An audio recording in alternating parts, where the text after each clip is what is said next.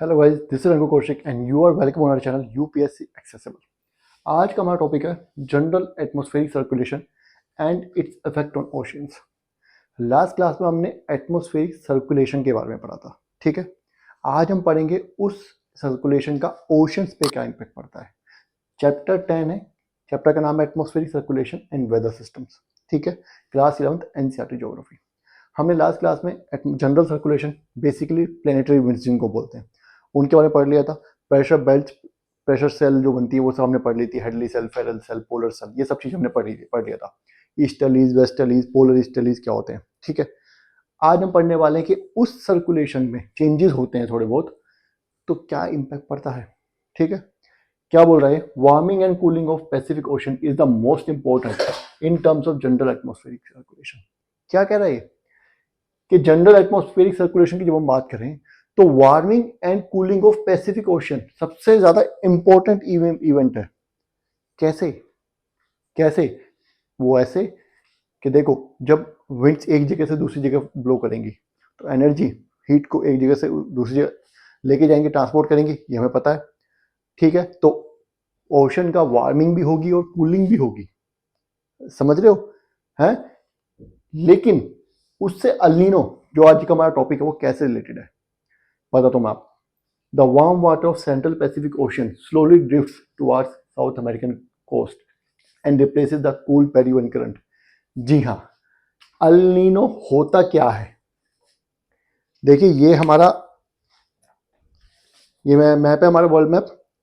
ये Pacific ocean है, ये सेंट्रल पैसिफिक ओशन है, यहाँ पे वार्म वाटर है, ठीक है।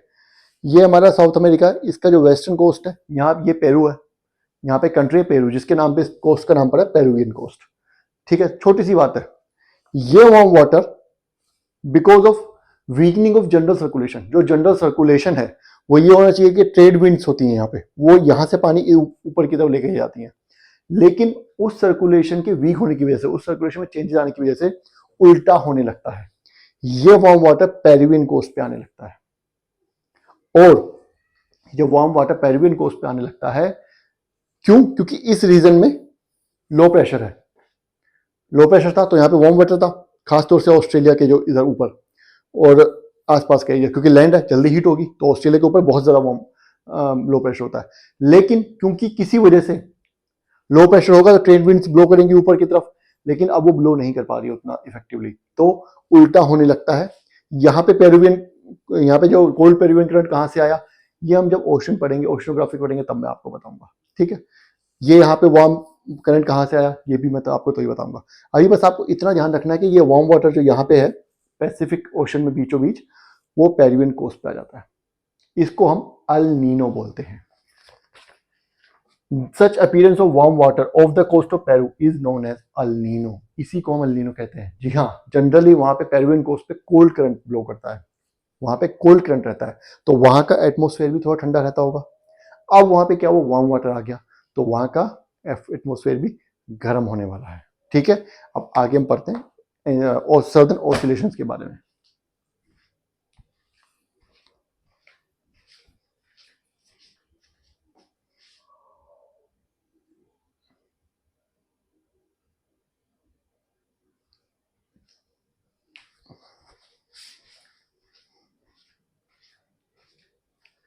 चलिए, अल नीनो हमने पढ़ लिया, अगला हमारा आता है सदर्न ऑसिलेशन। सदर्न ऑसिलेशन क्या होता है? The event, the El Nino event is closely associated with pressure changes in central Pacific and Australia, ठीक है। This change in pressure condition over Pacific is known as southern oscillation.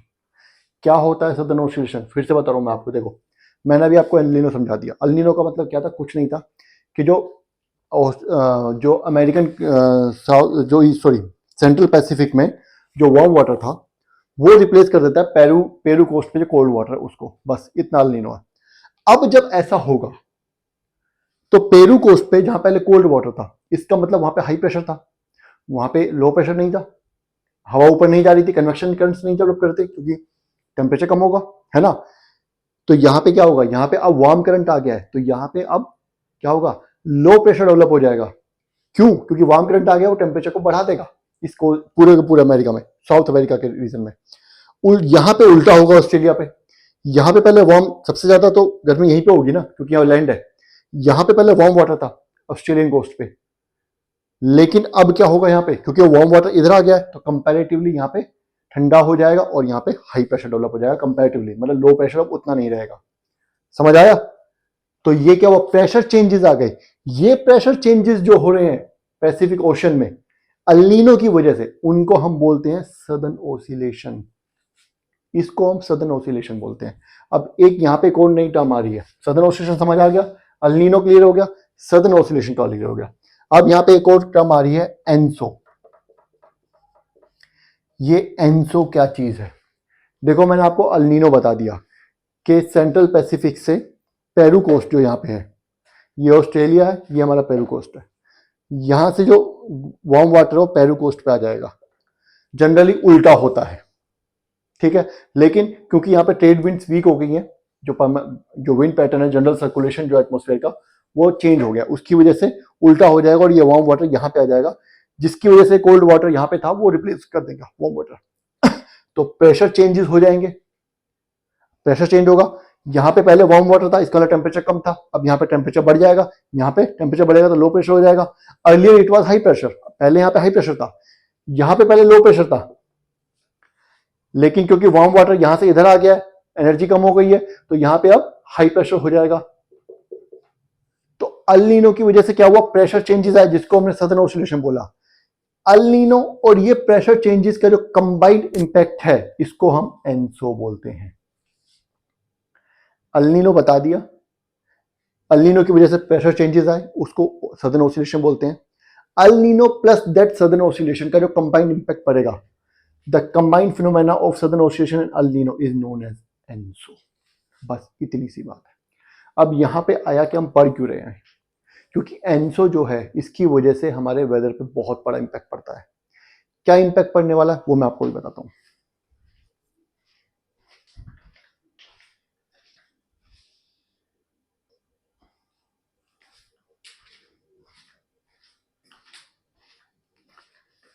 चलिए आ गया, कह रहा है कि एनसो तो हमने पढ़ लिया।